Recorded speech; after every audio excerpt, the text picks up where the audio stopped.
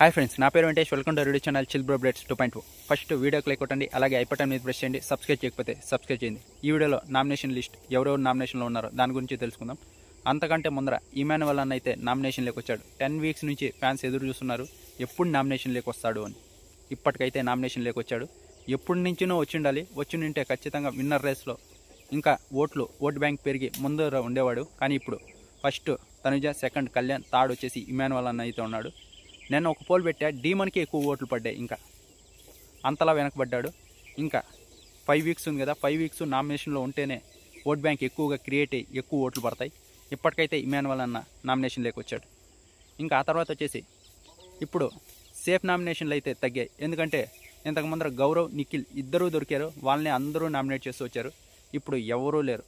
ఎవరైతే బాండ్ పెట్టుకున్నారో వాళ్ళే హౌస్ లోపల ఉన్నారు. ఇప్పుడు వాళ్ళల్లో వాళ్ళే నామినేట్ చేసుకోవాలి. కాబట్టి నేను ప్రోమో చూసాను కదా, వాళ్ళల్లో వాళ్ళే నామినేట్ చేసుకున్నారు. ఈరోజు ఏం నామినేషన్స్ బాగుంటాయి. ఇంకా నామినేషన్లో ఉన్నది వచ్చేసి 7 మెంబర్స్ అయితే ఉన్నారు. బర్నీ గారు, దివ్య, రీతు, కళ్యాణ్, ఇమాన్యువల్, సంజన, డీమన్ పవన్, ఈ 7 మెంబర్స్ అయితే ఉన్నారు. బిగ్ బాస్ ఒక కెప్టెన్కి పవర్ ఇస్తారు కదా, ఆ పవర్ అయితే తంజియాకి ఇచ్చారు. తంజియా వచ్చేసి రీతుని అయితే సేవ్ చేసింది. ఇంకా 6 మెంబర్స్ ఉన్నారు. ఈ 6 మెంబర్స్లో మీ ఓటు ఎవరికి, ఎవరు ఎలిమినేట్ అవుతారనుకుంటున్నారో కింద కామెంట్ బాక్స్లో చెప్పండి.